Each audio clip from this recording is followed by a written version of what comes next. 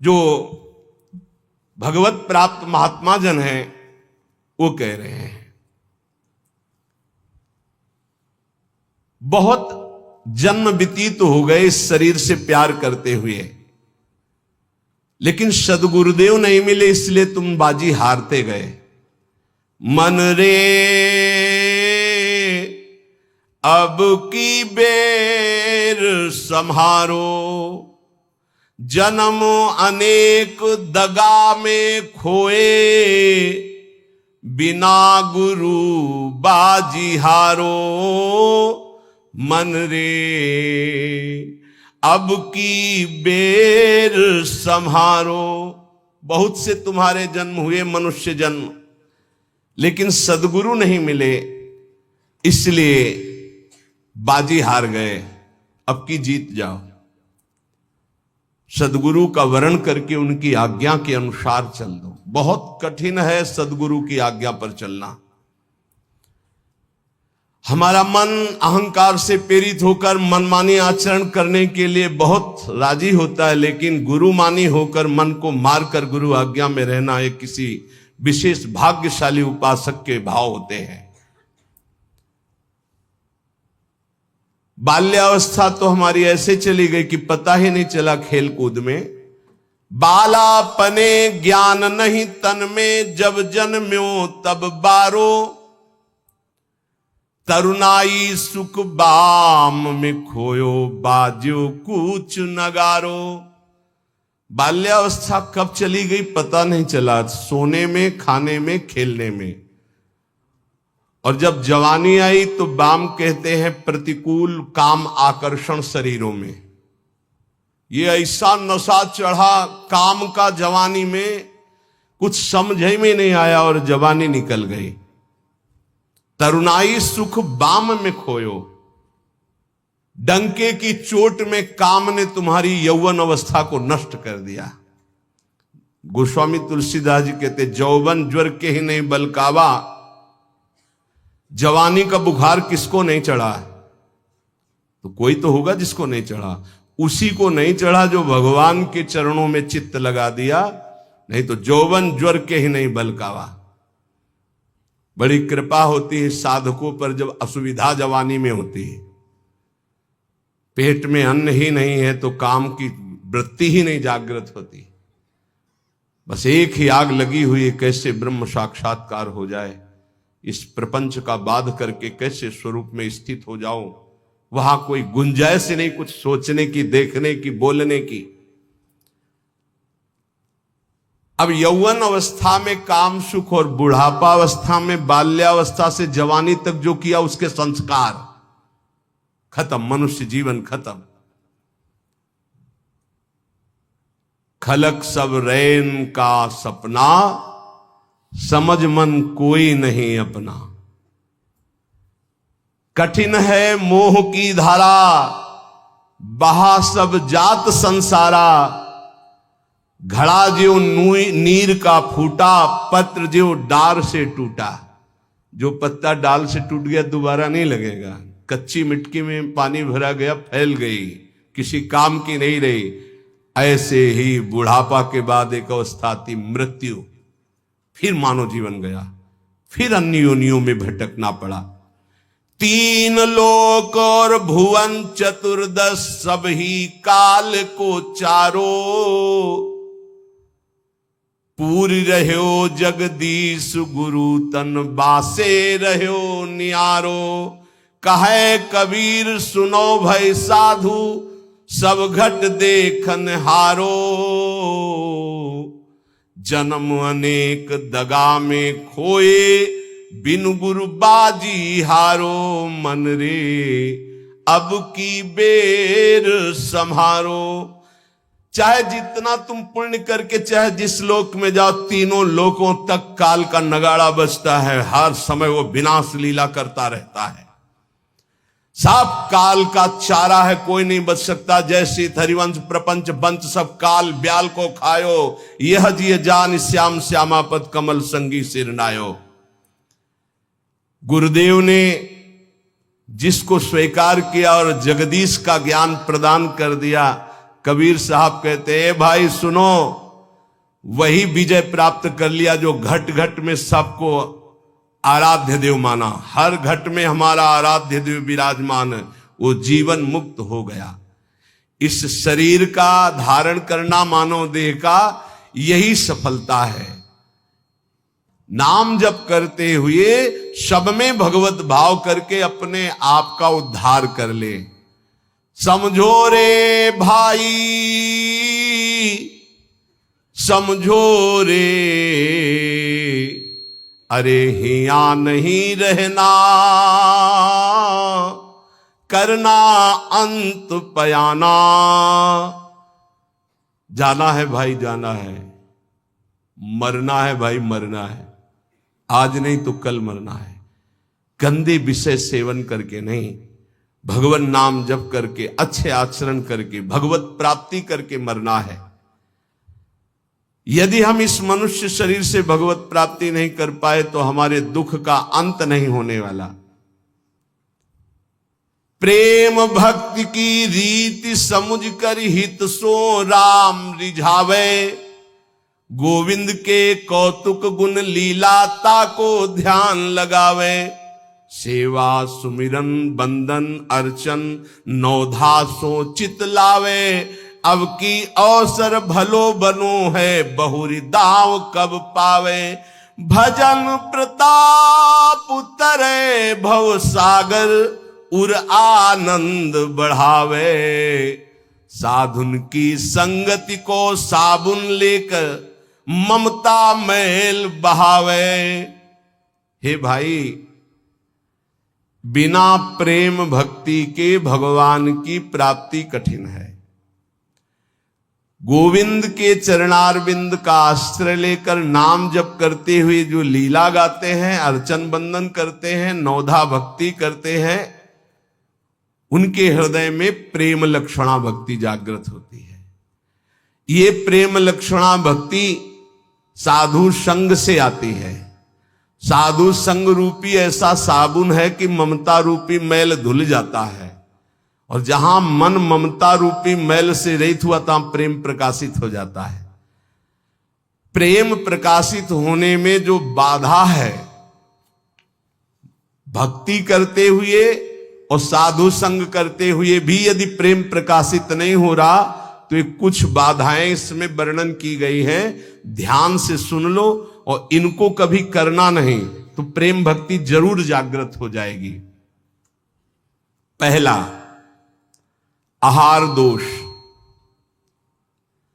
ध्यान में बैठा लो या लिखते जाओ। आपको साधु संग मिल गया है, नवधा भक्ति कर रहे हैं, लेकिन प्रेम नहीं प्रकट हो रहा है। जैसे आप वृंदावन धाम वास कर रहे हैं, सत्संग कर रहे हैं, नाम कीर्तन कर रहे हैं, प्रेम नहीं प्रकाशित हो रहा है, तो इन दोषों को देख लो आपके अंदर है क्या। पहला है आहार दोष। आहार दोष बुरी कमाई से जो अन्न आता है वो बुद्धि को भ्रष्ट कर देता है। इसीलिए हम आकाश वृत्ति से जीते हैं। आकाश वृत्ति, हमारे पास वही अन्न आएगा जो श्री जी पास करेंगे नहीं। हिम्मत नहीं किसी के यहां रख दे। यहां शासन है सहचरियों का। यहां ऐसा नहीं कि कोई पापात्मा आवे और आके गड्डी रख के चला जाए, ऐसी हिम्मत नहीं। उसके कदम नहीं उसके अंदर प्रवेश कर सकते। यहां शासन है, अव्यक्त शासन है। अगर यहां 100 रुपया कोई रखता है तो मेरी लाडली जू से प्रेरित होकर रखेगा, अन्यथा नहीं। इसीलिए 2 प्रकार से हमारा भोजन चलता है। एक तो ब्रजवासियों की टूक मांग के आते हैं, और दूसरा आकाश वृत्ति से जो आता है, बिना मांगे, बिना इशारा किए और बिना किसी प्रकार का सम्मान दिए।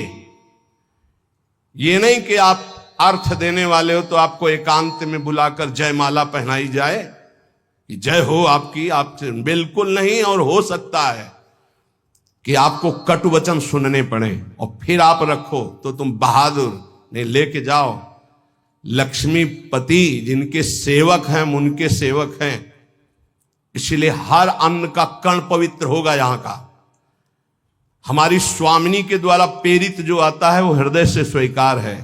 इसलिए कहीं भी किसी भी तरह का इशारा, दान पेटी, कोई ये सब नाटक कि भाई यहां इतने भरो, कहीं कोई अगर कोई बाहर कर रहा है तो नौटंकी नाटक करके अर्थ एकत्रित करने वाला वो अपराधी माना जाएगा।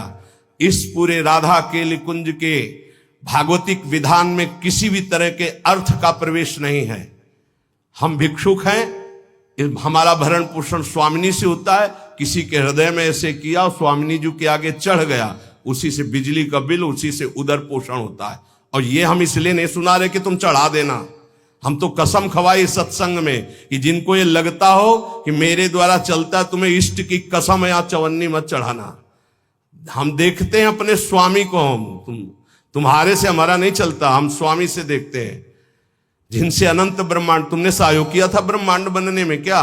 अनंत ब्रह्मांड एक संकल्प में बन गए, उनके हम दास हैं। तो जो अधर्म की कमाई से, अधर्म की कमाई कैसे होती है? जहां हमारा धर्म कहता है कि ये नहीं लेना चाहिए, हम उसे लेते हैं। जहां हमारा धर्म कहता है ये नहीं करना चाहिए, उसे हम करते हैं और फिर वो अर्थ लेते हैं।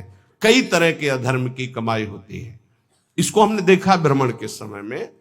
जैसे कहा जाता है कि आपका ब्लैक व्हाइट हो जाएगा, ऐसा हमने नहीं कहीं पढ़ा, शास्त्रों में नहीं पढ़ा, संतों से नहीं सुना। धर्म से 10 रुपया कमाओ, 4 रोटी बनाओ, 1 रोटी में 4 टुकड़े कर लो, 3 में तुम पाओ। एक गाय को दे दो, कौआ को दे दो, एक भिक्षुक संत को दे दो, एक ऐसे डाल दो, कोई जीव जंतु खा ले, इसे कहते हैं। वो तुम्हारा धन और पवित्र हो गया। पापाचरण करके आओ, 1 लाख में 10,000 दो, नरक जाओगे, क्योंकि वो 10,000 जो खाएगा उसकी बुद्धि भ्रष्ट हो जाएगी। आहार दोष। जब द्रौपदी जी और महाराज युधिष्ठिर और भगवान श्री कृष्ण भीष्म पितामह को घेरे हुए प्रश्नोत्तर हो रहे हैं, तो बहुत शास्त्र का ज्ञान दे रहे हैं, बहुत हजारों प्रश्नों के उत्तर भीष्म पितामह जी ने दिए। तो जब धर्म का उपदेश कर रहे थे तो कहा, रुको पितामह, ये वही बुद्धि है उसी महापुरुष की जो सभा में बैठा था, मुझे वस्त्रहीन किया जा रहा था, मैं चीख चीख के पूछ रही थी क्या ये धर्म है? उस समय ज्ञान तुम्हारा कहां चला गया था जो आज ज्ञान उपदेश कर रहे हो? तुम मुस्कुराए और कहा, बेटी तुम्हारा प्रश्न धर्मयुक्त है। वो सब बह गया, 6 महीने बाणों की सैया पर वो खून बह गया है। इस समय मैं शुद्ध हूं, जो प्रश्न करोगे ठीक धर्मयुक्त उत्तर होगा। उस समय पापी दुर्योधन का अन्न खाने से मेरी बुद्धि मलिन हो गई थी। उदाहरण दिया कि एक परमहंस जी जंगल में कंदमूल फल खाकर रहते थे। एक दिन राजा की दृष्टि पड़ी, श्रद्धालु था, साष्टांग दंडवत की महाराज महल पधारी और अपने चरणामृत से, चरण रज से महल को पावन करें और प्रसाद पाए। मना कर दिया, हम तो कंदमूल फल खा गए। चला, दूसरी बार फिर आया, तीसरी बार फिर आया। मन में आया चलते, ठीक है। राजा बहुत प्रसन्न हुआ, आदर के साथ ले गया, महारानी ने स्वयं बनाया, महाराज संत भगवान ने पाया, गए। अब जब जंगल में आए तो मन नहीं लगा भजन में। कहां सूखे कंदमूल फल और कहां रसीला वो भोजन राज परिवार का और रानी के हाथ का बना। अब तो अच्छा दृश्य देखने की इच्छा नहीं होती हो, गुलरी पाकर यही फल जंगली। बस अब ये इंतजार था कि राजा आ जाए और निमंत्रण दे दे। अन्न का प्रभाव। राजा आया, संकल्प ऋषि का, महाराज वो पहले बार में हाँ हाँ वो तो आप बड़े भगत हो, एक बार जाके हमने देख लिया, बड़ी श्रद्धा है। दोबारा गए तो प्रसाद बना रही थी रानी, तो दृष्टि गई हार पे। हार श्रृंगार उसमें रखा हुआ था, पेटी से खुल अपनी झोली में डाल लिया, बैठ गए, प्रसाद पाया, चले आए, झोली टांग दी।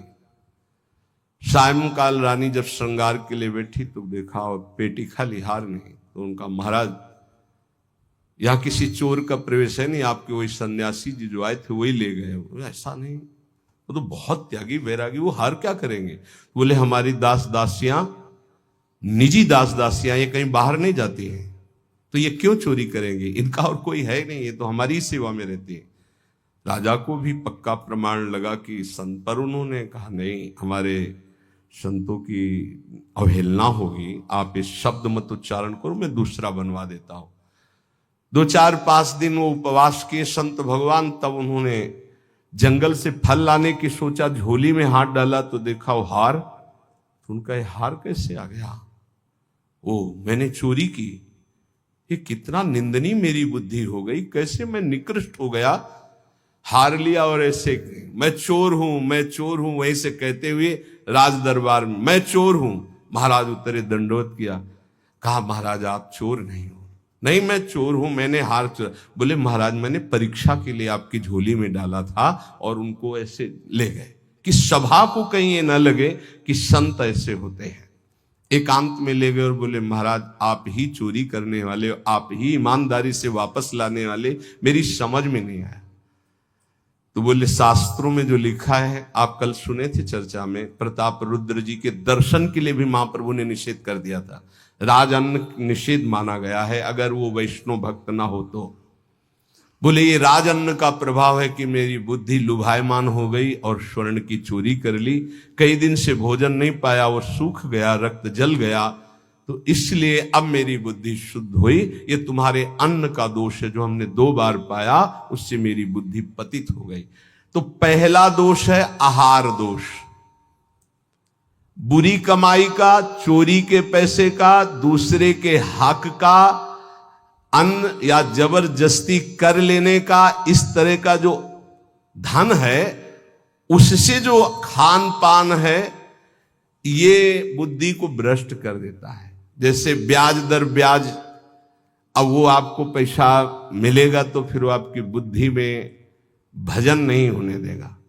संकल्पित अन्न मिलेगा, कभी किसी का ऐसा दिया हुआ साधक को या गृहस्थ बट रहा है हलवा, भूखे मर रहे हो, ऐसे हाथ फैला दिया, तुम गृहस्थ हो, वृंदावन आए हो, एक दिन उपवास कर लो, थोड़ा सा कुछ लेकर पेट में डाल लो जो तुम्हारा धर्म की कमाई का, दूसरे का हलवा मत खाओ। मान लो हमारी बात, सारी बुद्धि नष्ट हो जाती है, सुकृत नष्ट हो जाते हैं। आहार दोष पहला, कई बार बताया, इस पर ध्यान दीजिए। सतोगुणी पवित्र अन्न भी यदि मात्रा से अधिक हो गया तो रजोगुण, उस मात्रा से अधिक हो गया तो तमोगुण पैदा कर देगा, अल्प मात्रा में पाइए। दूसरा, शरीर को स्वस्थ रखिए। शरीर को स्वस्थ रखने के लिए, ब्रह्मचर्य पुष्ट रखने के लिए परिश्रम युक्त सेवा अत्यंत आवश्यक है, जिसमें पसीना चुए। ये दिनचर्या आज की नहीं है जो आप देख रहे हो कि 1:30 बजे उठते हैं, तो ये आज की नहीं, ये जीवन की दिनचर्या है। सूर्य उदय होते होते परिक्रमा वृंदावन की हो जाती थी, अपनी रात्रि में उठे, 45 मिनट व्यायाम, 48 मिनट प्राणायाम, छड़ी उठाई, पूरे वृंदावन की परिक्रमा एक सांस में। इसके बाद आके श्री जी की मंगला, गुरु जी की सेवा में 9 बजे तक, फिर आके श्रृंगार, फिर गुरु जी की 2:30 बजे रोटी मांग करके एक बार 24 घंटे में, वो भी न सब्जी न दाल। ऐसे थोड़ी भगवत मार्ग की निरंतर भगवदाकार वृत्ति प्राप्त की जाती है। अस्वस्थता ये भी बाधक है, जब तक वृत्ति भगवदाकार ना हो जाए। अगर भगवदाकार वृत्ति है तो कोई फर्क नहीं पड़ेगा। भगवदाकार वृत्ति नहीं है और आपको केवल ऐसे ही नकली वो करके अल्ट्रासाउंड ऐसे और आपको बता दिया जाए कि आपकी किडनी थोड़ा दोष युक्त हो रही है, भजन करके दिखा देना, डिप्रेशन में पहुंचने लगोगे। पक्का समझना, शरीर स्वस्थ, चित्तवृत्ति प्रभु में लगा लोगे। शरीर अस्वस्थ है और चित्तवृत्ति भगवदाकार नहीं हुई तो इसी में कराओगे, पक्की बात समझ लो। और एक बार चित्तवृत्ति लग गई तो 2 किडनी की क्या बात, अगर 10-20 होती हो सब फेल हो जाती तो भी कोई फर्क नहीं पड़ता। पक्का मान लीजिए, पक्का मान लीजिए। इसीलिए संसारी पुरुषों को विश्वास नहीं होता कि क्या ऐसा भी हो सकता है, क्या ऐसा होता है। कर्तुम अकर्तुम अन्यथा कर्तुम सर्व समर्था सा ईश्वर। अभी क्या समझे हो तुम? अस्वस्थता से बचिए। प्रत्येक साधक से कहा व्यायाम करो, चाहे साधक हो चाहे साधिका। संयम से चलो। व्यायाम प्राणायाम अत्यंत आवश्यक है। ठीक है, आपकी दिनचर्या ऐसी, तो समय निकालो, ऐसी दिनचर्या में समय निकालो कि आप व्यायाम कर सको, आप प्राणायाम कर सको। मान लो मेरी बात, आहार अल्प पवित्र आहार है, पक्का, इसमें कोई संशय नहीं, गुरु प्रदत्त आहार है, और अल्प आहार तो शतोगुणी बना रहेगा। दूसरा, व्यायाम प्राणायाम प्रत्येक साधक को करना चाहिए। यह महापुरुषों को देखें, अपने गुरुदेव को भी देखा है, क्योंकि आजीवन हमें संयम पूर्वक भजन मार्ग में बढ़ना है, तो ये दोनों बातें जरूर। तीसरा, आलस्य का त्याग। आलस्य, वृंदावन रहते हुए भजन करते हुए भगवत मार्ग में आपके प्रेम क्यों नहीं प्रकट हो रहा? यह सिद्ध महापुरुष के द्वारा बताए हुए। पहला, आहार दोष। दूसरा, शरीर को स्वस्थ रखो, नहीं तो अस्वस्थता में भजन नहीं होता। किनका? साधक का। तीसरा, आलस्य। ये सबसे ज्यादा साधक को परेशान करता है। ये तीन बातें पहले क्यों लिखी गई? अभी और हैं। प्रायः साधक को भोजन में स्वाद की बुद्धि रहती है। आलस्य को त्यागिए, नहीं तो प्रेम। काहे को इतना सोते हो? हम तो प्रभु से मनाते थे कि हमें नींद ना आवे, प्रभु मेरी नींद खत्म हो जाए। वो आज उसकी कृपा का फल प्राप्त हो रहा है। हाँ, कि नींद नाम की चीज नहीं है यदि और कोई डिस्टर्ब भी नहीं, कोई परेशान भी नहीं है। ये बस अगर आप ठिकाने देखो, नींद को विश्राम जो इंद्रियों को मिलता है नींद में ना, वो संसार का चिंतन छोड़ने से। खास बात समझिए, 6 घंटे संसार का चिंतन छोड़ के बड़ा फ्रेश लगा, और 6 घंटे अगर भगवान के चिंतन में संसार को भूल गए तो कैसा लगेगा, सोचो। चौथा है प्रमाद। प्रमाद माने जो अभी काम करना है वो कल कर लेंगे, कल कर लेंगे ना। करने योग्य काम को आगे के लिए छोड़ देना, और ना करने योग्य काम को तत्काल करना, जबकि साधक इसका उल्टा करता है। करने योग्य कार्य को तत्काल करता है, ना करने योग्य कार्य के लिए उपस्थित समय आने पर भी ओर से टाल देता है। कल देखेंगे उसके ना करने योग्य कार्य को तत्काल करना और करने योग्य कार्य को आगे के लिए टाल देना, इसे प्रमाद कहते हैं। पुरुषार्थहीनता। जैसे कुछ लोग ऐसे कहते हैं कि अरे वो जब आपकी कृपा होगी तो सब हो जाएगा। हाँ, आकाश से उतरेगी कृपा। तुम्हें कह रहे नाम जप करो, समय से वाणी पाठ में जाओ, समय से ऐसे करो ऐसे, ये कृपा नहीं और क्या? तुमको जो उपदेश कर रहे हैं कृपा नहीं तो और क्या? भगवान गीता में उपदेश कर रहे हैं, शास्त्रों में उपदेश कर रहे हैं, ढूंढ ढूंढ करके हर बात तुम्हारे कान तक पहुंचा रहे हैं प्रभु, ये तुम पर कृपा नहीं है? अब तुम आलस्य करो, प्रमाद करो। बहुत समझ में नहीं आता कि साधक क्या लक्ष्य लेकर के चलता है।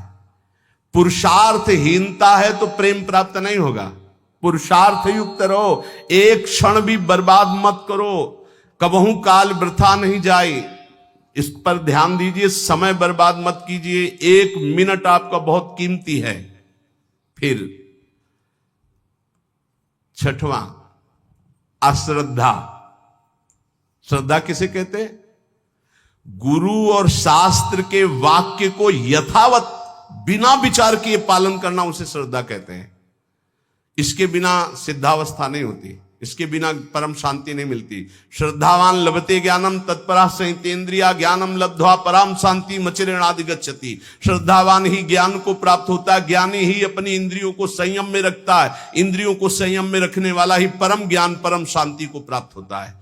प्रथम हृदय श्रद्धा जो करे, सेवक वाणी, प्रथम हृदय श्रद्धा जो करे, आचार्यजन जाय अनुसरे जहां जहां हरिवंश के, तब बात बनती है। भवानी शंकरो बंदे श्रद्धा विश्वास रूपिणो याभ्याम बिना न पश्यन्ति सिद्धा स्वांता समय। कह रहे हैं ऐसा करो, बिल्कुल नहीं सुन रहे तो क्या है? अश्रद्धा।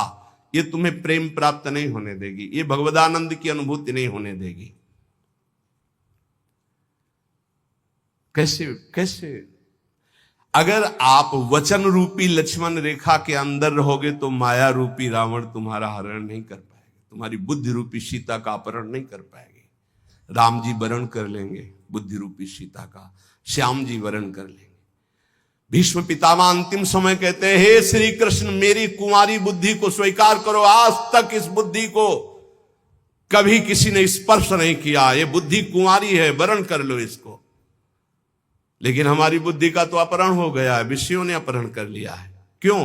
क्योंकि हम गुरुदेव के वाक्य रूपी लक्ष्मण रेखा के अंतर्गत नहीं रहे, हम रेखा क्रॉस कर गए, अश्रद्धा कर ली, उनकी आज्ञा नहीं मानी, अवहेलना कर दी, कुतर्क।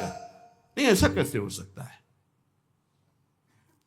बहुत विचित्र गुरुजनों की वाणी में सामर्थ्य होती है।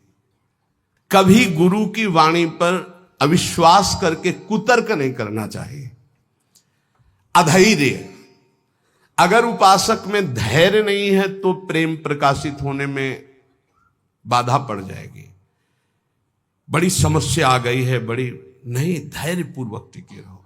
अच्छा, ये कभी हमारे हृदय में गुरु प्रताप से नहीं आया कि किसी का आश्रय ले ले, या कहीं चले जाए, या कहीं पूर्व जीवन में कोई फोन कर दे, या किसी को इशारा कर दे, बस ये था कि अब मरना है और धाम में भगवत चिंतन करते हुए मरना है। धैर्य से कभी विचलित ना हो। अगला है अनिश्चय। ये बहुत साधकों में पाया जाता है। एक दिन गुरुदेव भगवान ने कहा, जब साधक घर से निकलता है तो उसका वैराग्य अग्नि के समान होता है, उसे ज्वाला की तरह रोज बढ़ना चाहिए। उसका वैराग्य शीतल क्यों हो जाता है, ठंडा क्यों हो जाता है? उसका वैराग्य तो प्रतिदिन और तेजस्वी होना चाहिए। उसका कारण है अनिश्चय। सुख सुविधाएं भोग मिले और जीवन बढ़िया कट रहा है। हे, जीवन काटने के लिए नहीं, जीवन मिटाने के लिए हम आए हैं, अस्तित्व मिटाने के लिए आए हैं। हमारा निश्चय है कि प्रिया प्रीतम की प्राप्ति के लिए हर भोग को छोड़ना है और प्रभु को प्राप्त करना है। वैरागी वही है जो समस्त भोगों के बीच में रहता हुआ भी भोग स्वीकार नहीं करता, केवल अपनी दिनचर्या और भगवत प्राप्ति के हेतु जीने के लिए केवल उसको धारण करता है ऐसे बहुत से संत अपने। अभी एक उपासक बच्चा है, पूछा, है तुम्हारी बनियान में रंग लगा है, रंग वाली बनियान क्यों पहने, दूसरी पहन लो ना। जैसे आपकी आज्ञा पर काम चल रहा है ना अभी शरीर के, नहीं बदल, वैसे जैसी आपकी आज्ञा पर काम चल रहा है ना, हाँ ठीक जाओ। अच्छा लगा कि धैर्य से वैराग्य की पुष्टता, काम चल रहा है ना, अच्छा है। अनिश्चय हमारे हृदय में जब होता है तो हमें भोग गिरा देते हैं। हमारा निश्चय क्या था? हम प्रभु की प्राप्ति के लिए जानबूझकर समस्त भोगों का त्याग करते हुए सच्चिदानंद रस में स्थित होंगे, फिर हम क्यों डिग गए? इसका मतलब हमारे निश्चय में कमी थी। अनिश्चय, हमारा निश्चय था कि हम अपमान को सहेंगे, हम निंदा को सहेंगे, हम तिरस्कार को सहेंगे, हर कष्ट सहेंगे, पर हे नाथ आपको प्राप्त करेंगे, आपका भजन करेंगे। कहां गया वो निश्चय? थोड़ी सी कोई अपमान की वृत्ति आई, हम गुस्सा हो गए, थोड़ा सा तिरस्कार हुआ, हम परमार्थ छोड़ दिया, थोड़ा सा कोई भोग आया, हम भजन छोड़ दिया, भोग में राजी हो गए। कहां गया हमारा निश्चय? इसका मतलब अनिश्चय है हमारे हृदय में, लक्ष्य का निश्चय नहीं है। संशय, पता नहीं भगवान में सुख है कि भोगों में सुख है, पता नहीं इस मार्ग से भगवान मिलेंगे कि नहीं मिलेंगे, पता नहीं जिनके सहारे भगवान की प्राप्ति कराएंगे कि नहीं कराएंगे। कई तरह संशयात्मा विनश्यति, वो भ्रष्ट हो जाएगा, गिर जाएगा। असंयम, ये बहुत खास बात है। असंयम साधक को नष्ट कर देता है। संयम से रहो। आपसे कई बार प्रार्थना की सत्संग में कि यदि आप 2 चपाती पाते हैं तो उसी के अनुसार कितना भी अच्छा भोजन उतने लीजिएगा। आपका भोजन का संयम होना चाहिए, आपके शयन का संयम होना चाहिए, आपके दिनचर्या का पूरा नियमावली होना चाहिए। संयम नियम साधना में चाहे गृहस्थ हो चाहे विरक्त हो, बहुत बड़ा इनका योग है। असंयम नहीं है, कभी मन आया तो 7 बजे जग गए, कभी मन आया 5 बजे जग गए, कभी मन आया 1 बजे जग गए, ऐसा नहीं होना चाहिए। असहिष्णुता, सहनशीलता ना होना साधक के प्रेम प्राप्ति में बाधक लक्षण है। हर बात को सहन कर जाओ। सहनशीलता सहत सहत बाढ़े भगति गृह तन गुरहित गात। अपवित्रता, कई बार इस पर चर्चा हुई है। आजकल बड़ी अपवित्रता के चांस हैं, जैसे शौचालय और बाथरूम एक ही में सब है, प्रायः ऐसा ही है। कुछ लोग उसी में लघु शंका करते हैं, बैठकर पूरे अपवित्र हो जाते हैं। अगर शौच वाला वो स्पर्श हो जाए तो जितना स्पर्श हो जाए वो कपड़े सब धोने चाहिए। कुछ लोग तो बैठ के ही लघु शंका उसमें करते हैं, बनने के बोले हाथ धो लिए बस हो गए, पूरे अपवित्र हैं। वैष्णव पद्धति उसे स्वीकार नहीं करती। कैसे महापुरुषों का दिन। कल दर्शन किए, जब प्रसाद पा रहे थे वो वृद्ध वैष्णव, तो ऊपर के वस्त्र हटाकर नीचे की धोती, कितना पवित्र, पवित्रता। ये मुख में कुछ खाए जूठे चल रहे हो, कैसे तुम्हारा मंत्र सिद्ध होगा। खड़े खड़े लघु शंका कर ली, छिट्टी पैरों में पड़ रही, कैसे मंत्र सिद्ध होगा। बहुत सावधानी की जरूरत है। उपासक चाहे गृहस्थ हो या विरक्त हो, हर समय पवित्र रहता है। अपवित्रता ये सिद्ध नहीं होने देती, साधन को सिद्ध नहीं होने देती, ध्यान रखना। कुछ भी खाने की वृत्ति ऐसी ना रखो जो प्रियालाल को भोग नहीं लगाया आप पा रहे हैं। बाजार में खाने वाला तो साधक हो ही नहीं सकता।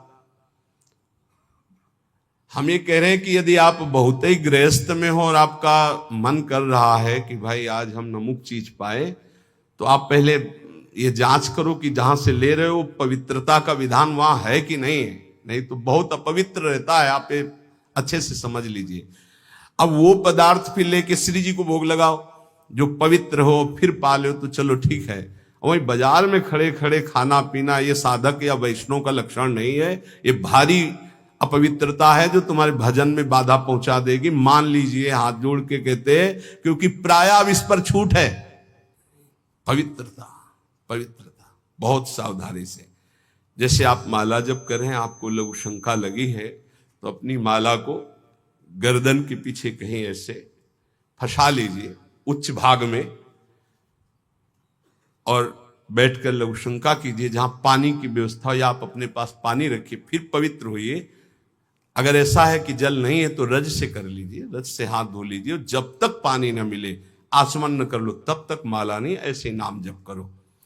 ये अपवित्रता भगवत प्राप्ति में बहुत बाधक है और लोग इसको मानते ही नहीं है। कोई बिरला पवित्रता का निर्वाह करता नहीं मान। कौन भ्रमण में लघु शंका के लिए कमंडल रख रहा है, अब वीआईपी पना हट जाएगा। प्रायः दंड कमंडल, साधु का प्रसिद्ध सोटा लंगोटा, ये सब प्रसिद्ध है। काछ वाच मन निश्चल राखे, धनि धन जननी तेरी रे।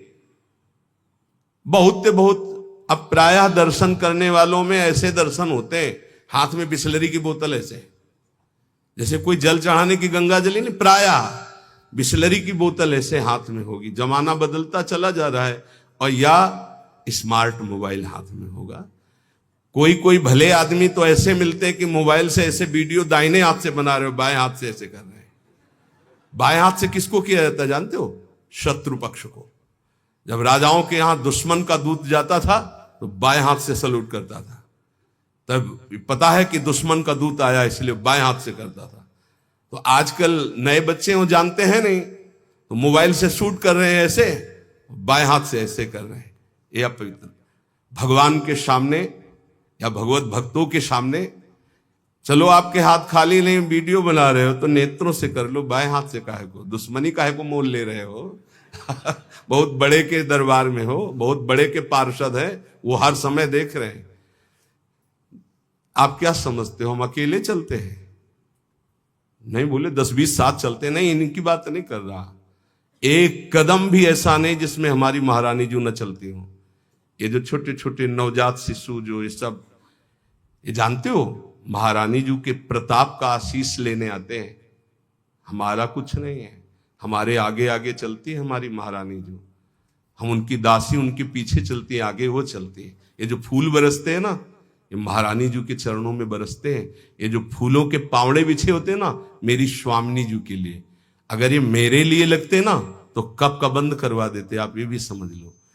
मेरी महारानी जी के दर्शन के लिए कोई नाचता है, कोई रोता है, पूरी भीड़ में सैकड़ों रोते हैं, तो हम उनकी आंखों की तरफ देखते हैं कि मेरी प्रिया जी का कृपा प्रसाद इनकी, भले किसी भाव से। मेरी महारानी जी तो बड़ी रिझवार है ना, हाँ बड़ी रिझवार। कितने के अंतिम बन गए, अंतिम बन गए, समय अंतिम बन गए, क्योंकि उनको तो समझ में नहीं आ रहा है ना, वो तो केवल देख रहे हैं बाबा, लेकिन बाबा के आगे जो चल रहे हैं उनका प्रताप चल रहा है। आप समझते हो ना, किसी के आगे इतना नहीं होता जो आप देख रहे हो, ये महारानी जी के आगे होता है, किसी और के आगे नहीं होता। यहां कोई संत प्रताप उदित नहीं है, ये महारानी जी का प्रताप उदित, राधा प्रताप। जो प्रसिद्धि और पुजवाने की इच्छा रखता है उसे प्रेम प्राप्त नहीं होता।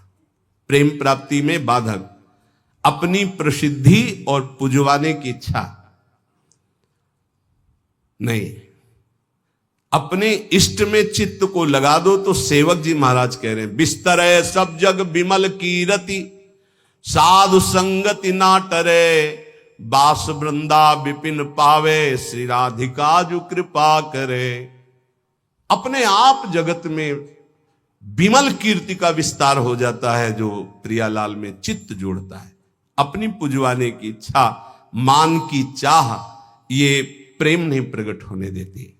अगला, किसी से भी घृणा, जैसे कोई भी किसी भी तरह का है, किसी भी धर्म का है, कैसे भी आचरण करने वाला है, अगर वो हमारी महारानी के दरबार में आता है तो उसको हम भगवान की तरह आदर करेंगे। उसको एक, जैसे हम सबका आदर करते हैं ऐसे उसका आदर करेंगे, किसी से भी घृणा नहीं। त्रिभुवन में ये तो पक्का समझ लीजिए, किसी से भी घृणा नहीं। घृणा शब्द भक्त के हृदय में नहीं होता, किसी से भी घृणा नहीं। द्वेष, अजात शत्रु भक्त होता है, अगर द्वेष है तो प्रेम प्रकट नहीं हो। अद्वेष्टा सर्वभूतानाम, किसी भी संसार में एक भी से भी अगर द्वेष है, दुश्मनी है, तो भगवत प्राप्ति में बाधा हो जाएगी। अजात शत्रु, तुम्हें गाली दे, सर झुका लो, वो तुमसे द्वेष मान रहा है, तुम उससे द्वेष कभी मत मानो। जब दिखाई दे तो नेत्रों से प्रणाम कर लो। और निर्दयता, ये प्रेम में बाधक है। कभी किसी के प्रति कठोर व्यवहार वाणी के द्वारा, मन के द्वारा, तन के द्वारा ना करे। दुराग्रह है, ऐसा होना ही चाहिए, ये कभी हट ना करे। जोई जोई प्यारो करे, सोई मोई भावे। ध्यान रखिए, दुराग्रह कभी प्रभु से भी ना करे कि नहीं प्रभु इतना तो होना ही चाहिए, गुरुदेव इतना तो होना ही चाहिए। नहीं, जोई जोई प्यारो करे, सोई मोई भावे। चपलता, जल्दीबाजी, चांचल्यता, ये साधक में नहीं होनी चाहिए। गंभीर स्वभाव, जो कार्य करे बहुत ठीक से करे। एक साधक अपनी सेवा में है, उनसे आप कोई भी जल्दी काम को नहीं करेंगे, कार्य दे दो, छोड़ दो। अगर पात्र मार्जन करना है तो जब वो मार्जन करके निकले बाहर तो आप देख लेना निर्दोष हर पात्र चमकता हुआ मिलेगा। पर आप कह दो 5 मिनट में करो तो नहीं करेंगे। जो सेवा दोगे वो सेवा होगी, पर सांगो पांग होगी, उन्हें छेड़ो मत। वो अपने आप पूरा नाम जप करते एकदम, पोछा लगाना छोड़ दो, उसे बोलो मत, बस सेवा दे दो। वो आराम से पूरे भवन में पोछा लगा के शांत, उसे छेड़ो मत। अगर जल्दी करो तो पोछा रख दे, खड़ा है, आप छेड़ो मत, सेवा दे दो। तो जब वो सेवा में होते तो हम कह देते उसको छेड़ो मत, वो अपनी सेवा पूरी सांगो पांग करेगा, पर उसे छेड़ो मत। ऐसा ही उपासक का स्वभाव होना चाहिए। हम जिस कार्य में लगे सांगो पांग उसमें लगे, गंभीरता पूर्वक लगे, जल्दीबाजी नहीं, चांचल्यता नहीं। ये प्रेम प्राप्ति के लिए आवश्यक है। परनिंदा सुनना, परनिंदा करना, पर चर्चा करना, ये प्रेम में बहुत बाधक है, कई बार चर्चा हो चुकी। और बाहरी वेशभूषा बनावटी नहीं होना चाहिए। इसकी भी चर्चा हुई है कि बढ़िया क्रीचदार कपड़े, कोई बड़े उपाधि युक्त महात्माओं की बात अलग हो, तो गुरुजन है, आचार्य है, लेकिन साधक के लिए बात कह रहे हैं, वेशभूषा बहुत शांत रखनी चाहिए। जो गुरु प्रदत्त वेशभूषा है, और जब तक वस्त्र शरीर धारण करने योग्य की रक्षा कर रहा तब तक बदलना नहीं चाहिए। बहुत परमाणु होते हैं वस्त्रों में, जैसे ऊपरी अचला है ये तो वर्षों चलेगा, बदलने की जरूरत नहीं। जैसे आपको मिल रहा है तो आप रोक सकते हो, उड़ाया जा रहा है आप औरों को उड़ा दीजिए, मेरे पास है, बहुत कृपा। ये जरूरी नहीं कि सबको उड़ाया जा रहा है तो हम ले रहे हैं। जैसे भेंट है, वस्त्र है, अगर वो सम्मान के लिए आपको दिया जा रहा है, आपको आवश्यक नहीं है तो आप हाथ जोड़ सकते हो, प्रसाद दे दीजिए, ये नहीं। इससे आपकी भक्ति बढ़ेगी और गुरुजन आप पर प्रसन्न होंगे। ध्यान दीजिएगा, अगर वस्त्र है और आपको ओढ़ाया जा रहा है तो आप ऐसे रोक दीजिए, हमारे पास दैन्यता हमारे पास है, आगे जरूरत होगी तो हम आपसे याचना कर लेंगे, जितने से काम चल जाए उतना। बनावटी बाहरी वेशभूषा और शास्त्रार्थ ये प्रेम में बाधक है। वो तो कोई विद्वान करता है, अपने लोग तो है ही नहीं। शास्त्रार्थ करने लायक क्या है? तो शास्त्रार्थ तो विद्वानों का विषय है, पर किसी भी विषय में तर्क वितर्क नहीं करना चाहिए, मौन का आश्रय लेके हट जाना चाहिए। अगला, शरीर के आराम की चाह। यहां जो लिखा है वो ध्यान, शरीर आराम तलब, ये जीवन में नहीं लेना चाहिए। कुशासन में लेटते थे पूरे वृंदावन में, कुशासन कभी नहीं। ये जो पूर्व में जानते हैं, बिजली कटी हुई जीवन था, बिजली नहीं, सीधे प्रकृति का वार्ष हो और हरिशरणम हरिशरणम। और मनोरंजन, बोले 4-5 घंटे तो सत्संग और वाणी पाठ हो गया है, अब वो वाला मोबाइल टच वाला कौन सा कहते हैं, स्मार्टफोन, अब उसमें अब हमको तो सब बातें आती नहीं, सीरियल कहते हैं कि क्या कहते हैं, वो जो देखते हैं, हाँ उसमें करके सीरीज, हाँ वही। अब एकांत में मनोरंजन सीरीज में देखोगे, आजकल की जो है ना, पहले रामायण महाभारत जैसे, अब ऐसी सीरीज है कि आपके भजन को नष्ट कर देंगे, आपके चिंतन को नष्ट कर देंगे। इसलिए प्रार्थना है कि जितने भी साधकों के पास, वैसे तो सबके पास है नहीं जो सेवा में है, और जो भी गृहस्थ जन है, ऐसी चीजें मत देखो जो आपके भजन में बाधक हो। अगला है कुसंग, ये भजन करते हुए प्रेम नहीं उत्पन्न होने देंगे। चलो अब थोड़ी देर निकलते हैं चल के, और बातचीत और ऐसे कुसंग ना होने पाए। जाके संग कुमति मति उपजे, करत भजन में भंग, तजोरे मन हरि विमुखन को संग। साधना के प्रतिकूल साहित्य का स्वाध्याय करना, आपकी साधना है प्रेम के प्रतिकूल स्वाध्याय करना, प्रतिकूल सत्संग सुनना। प्रतिकूल भी सत्संग होता है, हाँ अब हमारा चल रहा है दासो हम का, हमें सुनाया जाए, हम ब्रह्मास्मि का, तो प्रतिकूल तो हो ही गया। इष्ट मिले और मन मिले, मिले भजन रस रीति, तहां निसंग कोहे मिलिए, तासो की जय प्रीति। गुरुजनों का तिरस्कार कर देना, ऐसा होता है। कौन बार बार खड़ा होए, इनको तो 10 बार आना है आए। गुरुजन चाहे 100 बार पधारे, 100 बार प्रणाम, 100 बार खड़े हो गए, ये आराधना है। अरे तो बोलते रहते, रोज ही प्रवचन करते हैं, क्या माने। एक ने हमसे कहा कि महाराज जब वैराग्य का प्रवचन करते हैं तो गद्दा वद्दा निकाल के बाहर फेंक देते हैं, और जब आश्रय का प्रवचन करते तो फिर गद्दा अंदर लग जाते हैं। बताओ चले कौन, वैराग्य वाला कि आश्रय वाला? तो तुम हो किसके, आश्रय की वैराग्य के? बस यही समझना है। गुरुजनों के वचनों पर अविश्वास, भजन जो संख्या दी गई उसमें लापरवाही। बहुत ज्यादा संख्या नहीं दी थी, एक दिन कहा था सब लोग 11 माला तो कर ही लिया करो। वो ईमानदारी से बताओ बेईमानी कितनी है इसमें। 11 माला मात्र नहीं, अगर कर रहे हो तो ठीक है, वैसे तो, पर 11 माला की संख्या कितने लोग पूरा करते हैं अपना देख लेना भैया। जो नियम दिया गया उसमें लापरवाही नहीं होनी चाहिए, बस ये बात देख लो। जो विशेष सेवा में लगे हुए रात दिन, उनको भी युक्ति बताइए कि तुम्हारा कैसे पूरा होगा। लेकिन जिनको समय है उनको 11 माला संख्या तो करनी ही चाहिए, निज मंत्र की, शरणागत मंत्र की। और लक्ष्य के प्रति लोभ ना बढ़ा करके धन के प्रति लोभ आ जाना भगवत प्राप्ति, प्रेम प्राप्ति में बड़ा बाधक है। या साधन करते हुए अहंकार आ जाना, ये भी भगवत, साधन ठीक चल रहा है सब, लेकिन अहंकार आ गया तो भगवत प्रेम नहीं होगा। जो वैराग्य मार्ग में है, ब्रह्मचर्य का खंडन करना, या गृहस्थ में संयम युक्त गृहस्थ धर्म का सेवन ना करना। विपत्ति आ गई तो घबरा करके परिवार वालों की शरण में चले जाना विरक्त के लिए।